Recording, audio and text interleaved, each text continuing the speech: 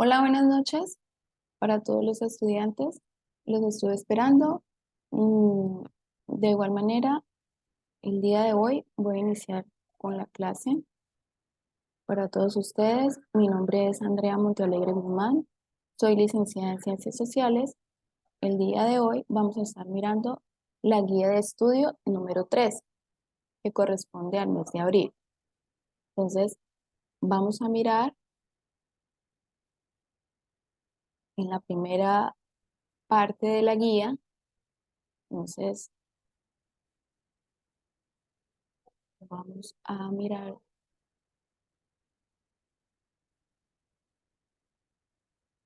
un momento, vamos a buscar la guía.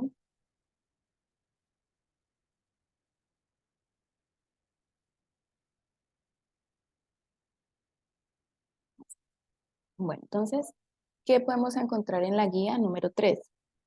En esta guía vamos a encontrar el nuevo orden mundial. Bueno, entonces, a manera muy rápida voy a hablar sobre qué es el nuevo orden mundial. Cuando hablamos del nuevo orden mundial, un momento, ¿qué se está? Hola, buenas noches. Hola, buenas noches. Mi nombre es Andrea. Hoy les voy a estar dictando la clase de sociales. ¿Me puede escuchar bien? Bueno, entonces espero que se me esté escuchando. Como le estaba diciendo, el tema de hoy es el nuevo orden mundial. Vamos a observar qué es el orden mundial. Bueno, aquí nos habla que el orden mundial es un plan diseñado con el fin de imponer un gobierno único. ¿Qué quiere decir esto? Que este gobierno está a favor de unos pocos que pertenecen a la burocracia y poder ser controlados por la élite. Esto se daría a nivel mundial, bajo el control de un grupo pequeño manipulado por los Illuminati. Este es un grupo creado el 1 de septiembre de 1776 en Alemania. Este grupo tenía por objetivo gobernar el mundo. A este grupo pertenecen políticos, religiosos, actores y muchos influyentes de la élite. Entonces, este es el primer tema del nuevo orden mundial. Continuamos con el proceso de globalización. Cuando hablamos de la globalización, se está refiriendo desde el punto de vista económico. Entonces, habla de que la globalización es un proceso de integración de los mercados a escala mundial, como lo serían el TLC, el Tratado de Libre Comercio. Con este proceso se ha desarrollado el comercio a nivel mundial.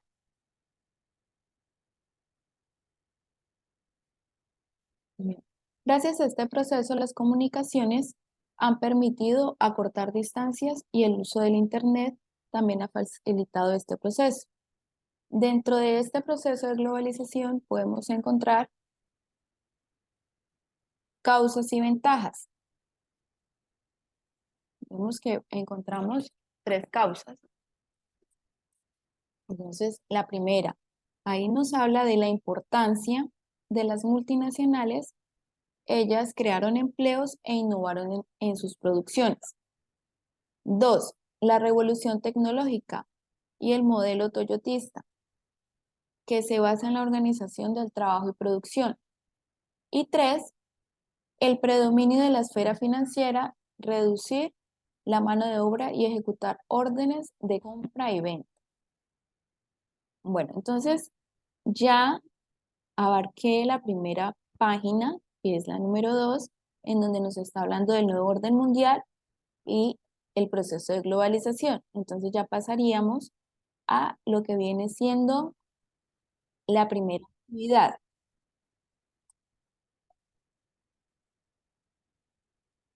¿Listo? Entonces, vamos a mirar la primera actividad, actividad número 1. Entonces, en la actividad número 1 podemos encontrar 5 preguntitas que tienen que ver con la primera página sobre el orden mundial y la globalización. Entonces aquí nos habla. Primera pregunta. Dice, responde las siguientes preguntas. Primera, ¿qué es el orden mundial y cuáles son sus componentes? Entonces yo les voy a dar un ejemplo de cómo ustedes podrían responder la primera pregunta. Bueno, entonces estamos hablando de qué es el orden mundial y cuáles son sus componentes. Entonces, un ejemplo de cómo podrían responder. Entonces, el orden mundial es un plan diseñado con el fin de imponer un gobierno único y lo componen políticos, empresarios, actores, personas influyentes de la burocracia. Bueno, eso sería en la primera. La segunda, ¿cómo nace y se desarrolla? Bueno, entonces un ejemplo podría ser que nace a partir de una conspiración de los Illuminati por controlar el mundo. Esto se podría decir que fue a partir de la Segunda Guerra Mundial. Y se desarrolla por medio de la manipulación política y social. La tercera, ¿cómo fue en otras épocas? Entonces, ahí un ejemplo de cómo podrían responder, lo vamos a tomar a manera general porque pues de igual manera estamos hablando de muchos años atrás, entonces lo vamos a tomar así. Dice que, ¿cómo fue en otras épocas? Pues lo mismo, querían gobernar el mundo y su objetivo nunca fue imponer la guerra, impedirla, sino extender su poder financiero y comercial en el mundo entero. La cuarta dice, ¿qué requisitos debe tener el mundo para tener orden y cómo influyen los estados y el resto de los actores que intervienen en el ámbito mundial? Un ejemplo de cómo la podrían responder dice que el primer requisito es el respeto y cumplir con las leyes, normas y decretos a nivel mundial para mantener el respeto entre el gobierno y el pueblo. La quinta, ¿se aplica a todos los estados por igual? Bueno, entonces ahí se podría decir que esta pregunta, la respuesta podría ser de manera tipo personal. En mi caso, yo la respondería con que no, no, porque cada día cambian las ideologías. Espera. Está compartiendo con el respeto. Cuando les vayan a compartir, digamos, cuando vayan a responder.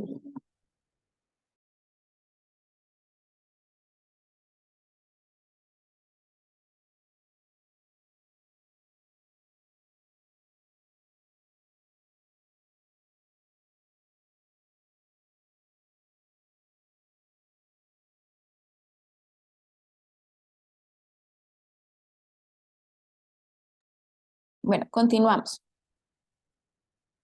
¿Está grabando, cierto? Ujú. ¿Se aplica a todos los estados por igual? La respuesta fue no, porque cada día se cambian las ideologías de pensamiento y no permiten que haya un consenso entre sus grupos. Bueno, entonces, esa podría ser un modelo de cómo ustedes podrían responder sus preguntas. Recuerden que no deben estar igual a como yo les estoy dando los ejemplos, pero pueden tomar como referencia eso que les estoy comentando. Bueno, ya pasamos al siguiente tema, que es América Latina en el siglo XX. Bueno, entonces, ¿qué pasa ya en América Latina? Cuando estamos hablando de América Latina, nos estamos refiriendo a todos los países de habla hispana, mm, como México, como Costa Rica, como Nicaragua, como Panamá, Colombia, Brasil, Ecuador, Bolivia, Venezuela, Chile, Uruguay, Paraguay. Bueno, entonces, todos estos países de América Latina. Entonces, aquí a manera muy rápida les voy a hablar sobre qué trata este tema. Entonces, dice, se hicieron grandes esfuerzos económicos nacionales que les permitiesen superar los graves problemas sociales de sus respectivas naciones. En este contexto, la búsqueda de la industrialización fue un objetivo común para la mayoría de los países latinos. Bueno, entonces estamos hablando de que los países latinos estaban buscando la forma de cómo tener una mejor economía por medio de la industrialización. Bueno, ya sabemos que los países de América Latina en el siglo XX eran países con pocos recursos económicos, pero con mucha materia prima. Entonces, habla en el siguiente párrafo que desde Estados Unidos comienza una fuerte intervención, no solo económica, sino también de orden político y social. Bueno, entonces, el presidente Theodore Roosevelt en 1901 a 1904 pretendió complementar la antigua doctrina Monroe. Esta doctrina fue creada en 1824. Esta doctrina habla de América para los americanos. ¿Qué quiere decir esto? Que ningún país de Europa podía intervenir en aspectos económicos, sociales y políticos de países de América Latina. En pocas palabras, solamente Estados Unidos podría intervenir en ellos. Entonces, Estados Unidos, después de la Primera Guerra Mundial, comienza a establecer diversas áreas de influencia en América Latina. Entonces, está hablando de una economía de expansión como la de mercados para sus productos e inversión de capitales. Entonces, aquí nos está hablando que en 1901 ya comenzó el proceso de industria en países de América Latina con ayuda de Estados Unidos. Más adelante nos habla que bajo la dinámica del capitalismo, las empresas, inició con las empresas de Centroamérica, las empresas de Centroamérica como México, y más tarde en toda América del Sur. Bueno, entonces, esto se puede dar a partir de 1901 a 1909. Ya más adelante nos habla del 25 de octubre de 1929, el llamado Jueves Negro o crisis de 1929.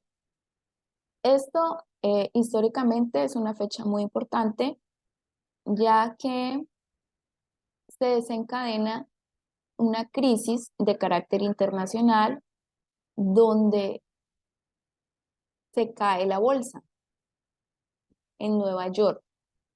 Entonces habla de que el mundo del capitalismo se ve en crisis y asimismo se da se da una paralización de toda la producción de la industria en los países de América. Entonces habla al final que la crisis trajo consecuencias en todo el sistema. Entonces trajo consecuencias obviamente en lo económico, en lo político, en lo social. Entonces, el orden político se generó un aislamiento de intervencionismo estatal. Todos los países generaron políticas de proteccionismo aplicadas a sus producciones locales. Bueno, entonces pasamos a la siguiente página. Pasamos a la página 4. Bueno, entonces, a partir de ahí, el capitalismo sufre una crisis a nivel mundial, en donde recibió muchas críticas porque se suponía que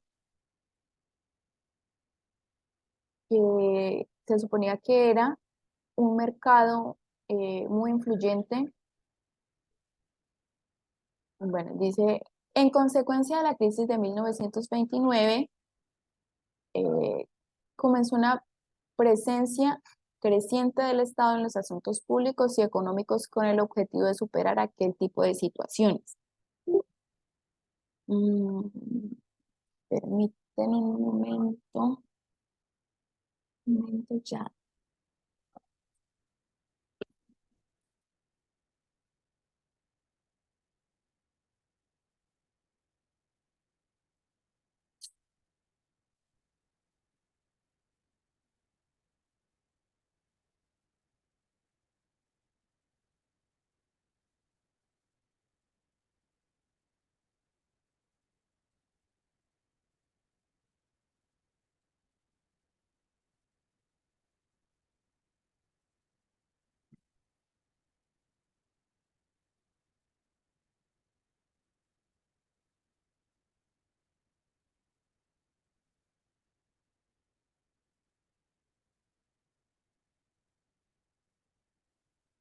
Bueno, listo. Ya continuamos.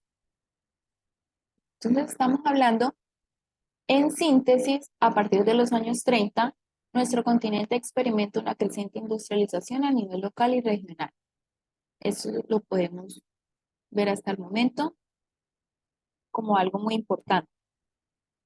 Más adelante habla en la intención de varios países por construir zonas de cooperación económica, como lo fue la del Pacto Andino, creado en 1969.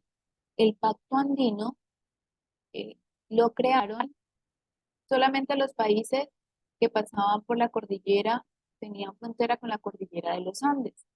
Estos países son Colombia, Perú, Ecuador y Bolivia. Este pacto andino se creó con la finalidad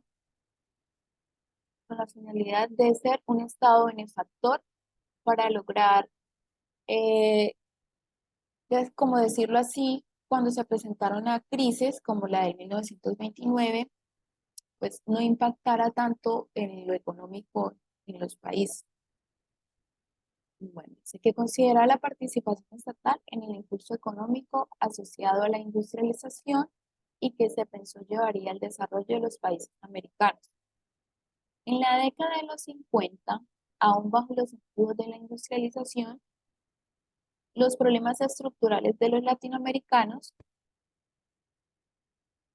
bueno, estamos hablando de estos problemas como la pobreza, la marginalidad, el analfabetismo, se presentaron en los años 50 como, decirlo así, mm, en una creciente que veía cada día más. Y además de todo, que no estaban resueltos. ¿Qué quiere decir eso? Que los gobiernos no estaban tomando muy en cuenta cómo poder ayudar a las personas, pues porque en esa época no pensaban tanto como ahora en cómo de pronto, cómo crear diferentes tipos de empleos para las personas pues que realmente lo necesitan. Bueno, dice que no están resueltos. Esta falta de solución llevó a algunos de estos hechos en la década de los 60, inspirados en la experiencia cubana. Estamos hablando de la revolución de Cuba. En muchos países se organizaron proyectos políticos que proponían la instalación de gobiernos revolucionarios que modificaran de manera radical la realidad latinoamericana. Bueno, entonces, mm, más adelante nos habla en este párrafo, en este texto, dice que en este contexto, y sumado a los aspectos relacionados con el mundo bipolar y la Guerra Fría, la situación interna del continente se polarizó. El escenario político se volvió crítico cuando en distintos países se organizaron movimientos militares apoyados por algunos sectores de la burguesía. Bueno, entonces, ya para contrarrestar lo que se estaba viendo en los países de América Latina como ideas revolucionarias, ya se puede decir que en Estados Unidos estaban creando movimientos militares para poder contrarrestar en los países de América Latina no fueran a crear revoluciones como pasó en Cuba, ¿ya? Entonces, eso es más o menos lo que quiere decir esta parte de acá. Dice, bueno, más acá abajo dice, Estados Unidos y América Latina estuvo marcada por la llamada Alianza para el Progreso en 1961 a 1970. Dice que esto fue una estrategia estimulada por el presidente Kennedy, que consideraba el apoyo técnico a los países del continente americano con el objetivo que se generaran nuevos intentos para superar los principales problemas relacionados con la pobreza y marginalidad. Esto ya es más adelante lo que se pretendía lograr con esto. Entonces, pasamos a la página número 5 y ahí podemos ver los problemas del crecimiento económico. Dice, la mayoría de los especialistas concuerdan en la opinión de que el crecimiento económico de América Latina se puede consolidar bajo sistemas democráticos de convivencia social. Entonces, aquí habla de que tenemos que tener en cuenta cuál es la principal problemática que se dio en esta época. Entonces, más abajo nos está hablando, dice, estas condiciones se podrán establecer sistemas de producción económica que aseguren a los millones de habitantes de este continente niveles de vida que permitan superar la pobreza y los altos índices de analfabetismo.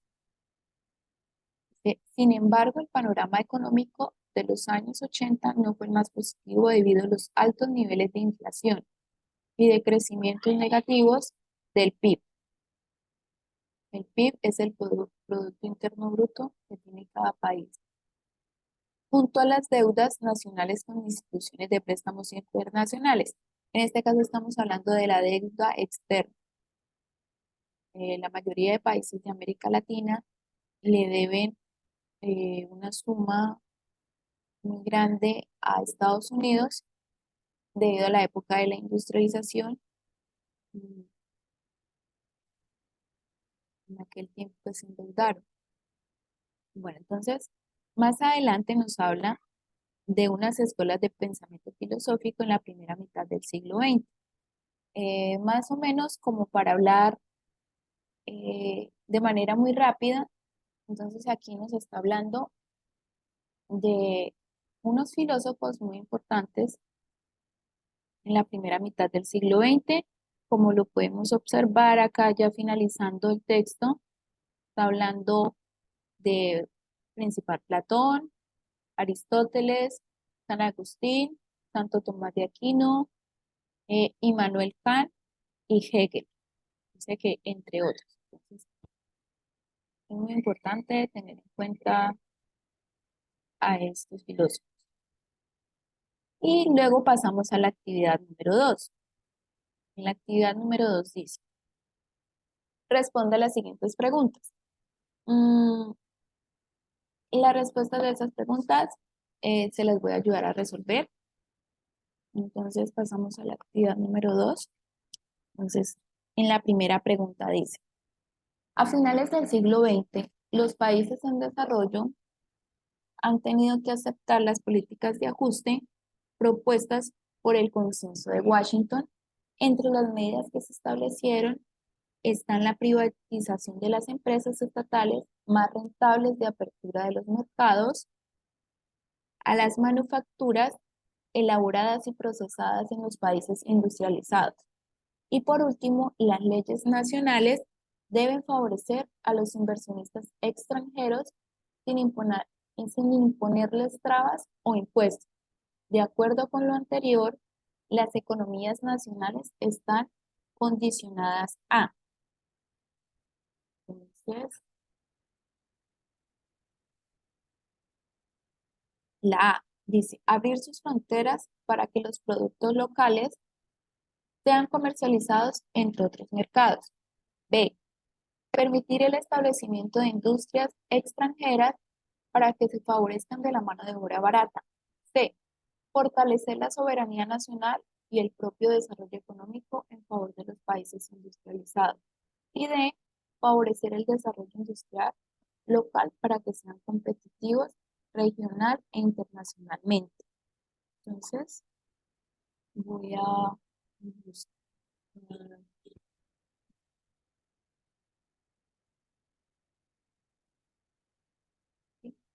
circulito. Entonces, la respuesta correcta es la B.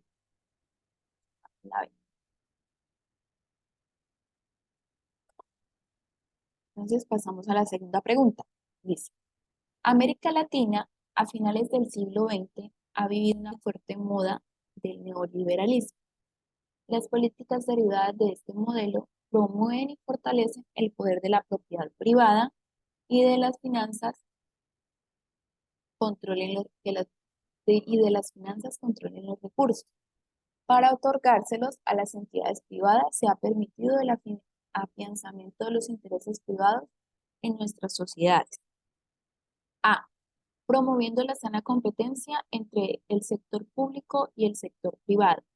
B, facilitando la integración de los sectores públicos bajo los intereses privados. C, desconociendo lo valioso y lo competitivo de algunos sectores públicos. Y D, eliminando aquellos sectores y empresas públicas agroindustriales poco eficientes. Entonces, la respuesta correcta de la segunda pregunta es la B, también es la B.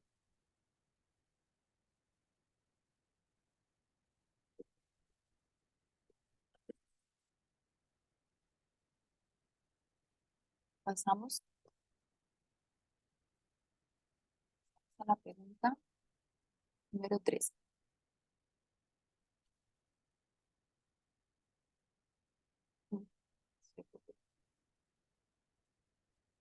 Este circulito estaba en la B.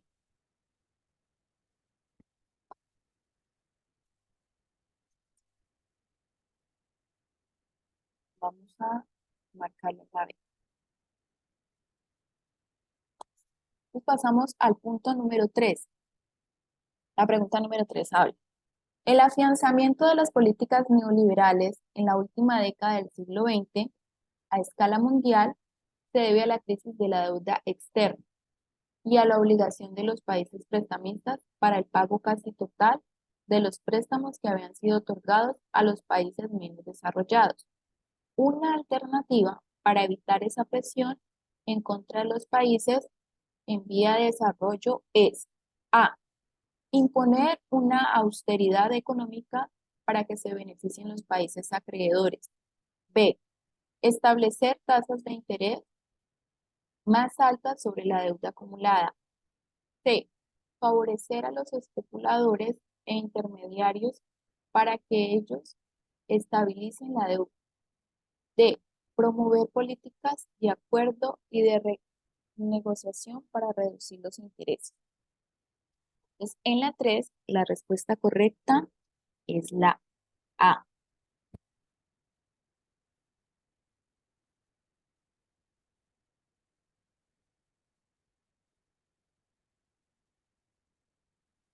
La A.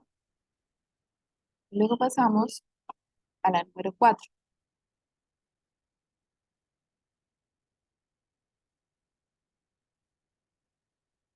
Dice, en el conflicto, en el conflictivo panorama de las relaciones internacionales a finales del siglo XX, es evidente que una de las tareas más urgentes de las organizaciones multilaterales en su propósito de evitar el estallido de una tercera guerra mundial consiste en negociar y pactar la desactivación de las ojivas nucleares existentes en el planeta. ¿Por qué? A. De lo contrario, los países capitalistas no tardarán en emplearlas contra los países del tercer mundo. B. Luego de la reunificación en Alemania, los políticos neonazis ya han estado en el poder en 2 ocasiones. C. Estos armamentos, tarde o temprano, pueden ser utilizados por algún gobierno o activarse accidentalmente. Y D. Es inminente un retorno del oscurantismo religioso en Estados Unidos y la Comunidad Económica Europea. Entonces, la respuesta correcta para la 4 es la C.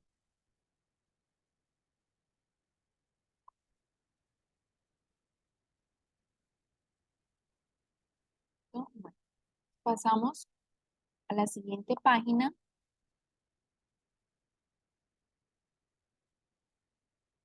Pasamos a la pregunta número 5.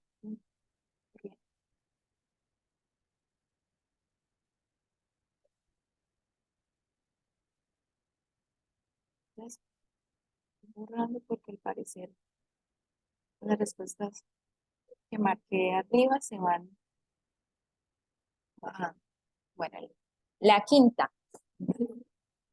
dice, el neoliberalismo como ideología de las actuales políticas económicas desarrolladas por los gobiernos del mundo y que promueve el libre mercado La globalización o internacionalización de la economía y la competencia ha contribuido a incrementar los conflictos de clase al ampliar cada día más la brecha que separa ricos y pobres, en razón a que se ha deteriorado cada día más el nivel de vida de millones de personas. Este modelo fue iniciado en los países industrializados hacia los años 70, dentro de unas condiciones válidas para su economía, sin tener las mismas condiciones que estos países. Latinoamérica, Latinoamérica ingresa en el neoliberalismo produciendo consecuencias desastrosas. La solución propuesta por los gobernantes sigue siendo intransigente, ya que proponen continuar esta, esta política. Bueno, entonces nos quedan 10 minutos de clase, entonces cuando se acabe la clase, mm, les doy 10 minutos de descanso y luego nos volvemos a conectar para continuar con la clase, ¿vale? Entonces, recuerden que pasados 10 minutos nos volvemos a conectar. Bueno, entonces, estaba terminando la pregunta número 5. Entonces, dice, ante esta situación, una salida viable para los latinoamericanos sería A, participar activamente en el proceso de desestabilización de la economía a través de la violencia. B, exigir a los gobiernos un diseño de su propio modelo económico coherente con la cultura de cada país. C, hacer grandes inversiones en mercancías extranjeras sin pagar los respectivos impuestos. D, fortalecer el cierre de empresas y así ampliar las tasas de desempleo y de subempleo. Entonces, la respuesta correcta para la pregunta número 5 es la B. Entonces, pasamos a la pregunta número 6.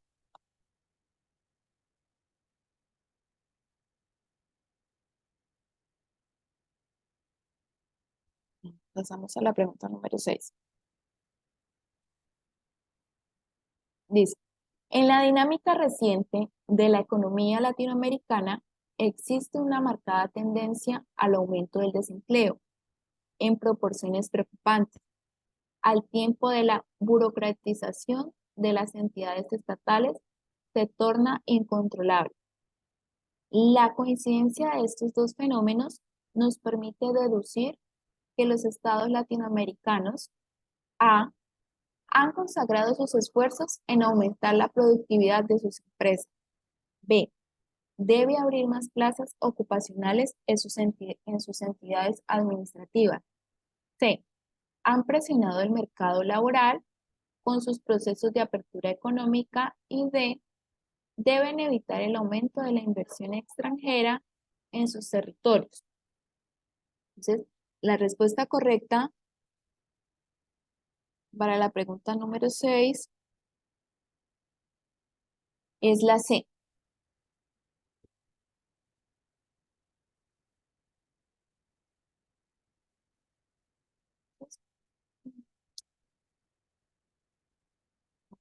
La respuesta es la C. Bueno, aquí marcamos la C. Y vamos.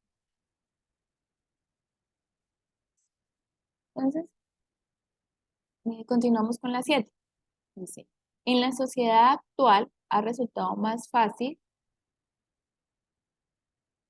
dominar la materia y explotar el cosmos que construir una sociedad digna, pacífica y feliz. Vivimos en un mundo dividido entre países pobres y ricos, entre los países industrializados y en vías de desarrollo y países que buscan desesperadamente cómo construir el futuro.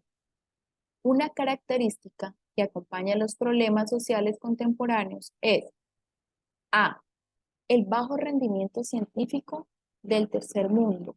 B, la escasa participación de los países subdesarrollados. en la elaboración de programas para la dignificación social.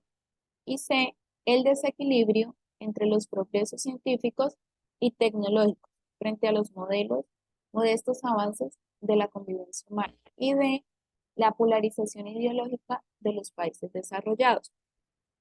La respuesta correcta para la pregunta número 7 es la C, el desequilibrio entre los progresos científicos y tecnológicos frente a los nuevos avances en la convivencia humana. Entonces, recuerden que cuando se termine la sesión, nos quedan 5 minutos, nos volvemos a conectar después de pasados 10 minutos. ¿Sí? Entonces, ya respondimos la actividad número 1 y la actividad número 2. Entonces pasamos al siguiente tema,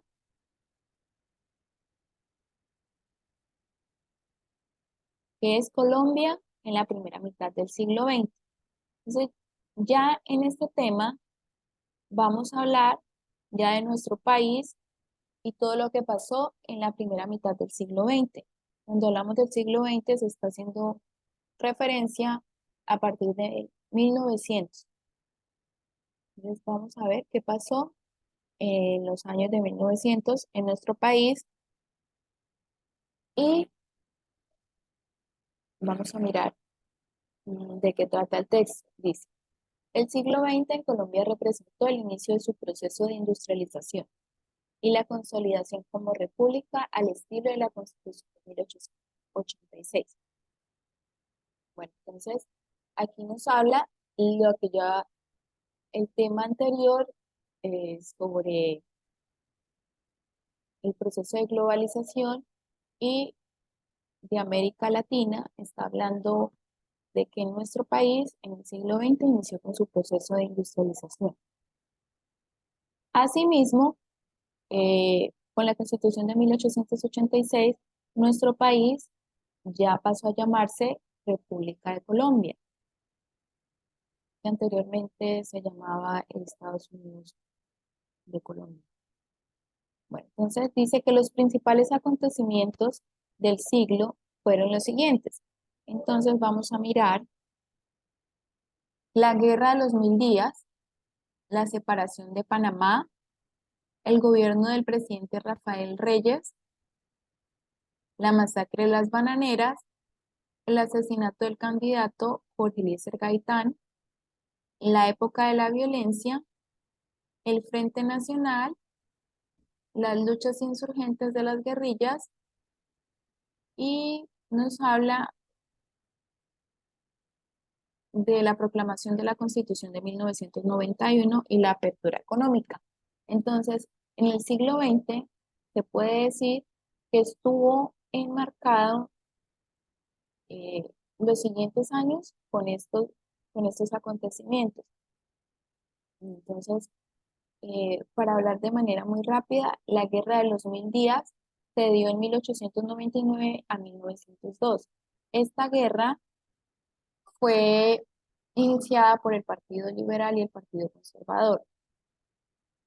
En esta guerra, no solamente hombres se empuñaron armas, sino también mujeres y niños a partir de los 10 años estaban en la guerra. Esta guerra dejó muchos muertos, muchos heridos, eh, dejó a nuestro país empobrecido, hubo también muchas propiedades destruidas a causa de la guerra. Exactamente, esta guerra pues habla de 1000 días, aproximadamente 3 años duró esa guerra. Bueno, entonces pasamos al segundo acontecimiento que fue la separación de Panamá en 1903. La separación de Panamá se dio anteriormente, antes de la guerra de los 1000 días, eh, se quería crear una construcción de un canal que pasara por Panamá, por el departamento de Panamá. Entonces, después de la guerra, el país pues estaba empobrecido, no tenía los suficientes recursos económicos para poder continuar con esta construcción. Entonces, Estados Unidos ofreció comprar los derechos de esta construcción que iba a pasar por Panamá. Entonces, el Congreso colombiano no permitió vender el canal de Panamá, la nueva construcción que se iba a realizar allí. Entonces, ¿qué hicieron los estadounidenses? Ellos eh, realizaron una revolución independentista en donde obviamente ganó Estados Unidos y en 1903 tuvieron que separar a Panamá de nuestro país.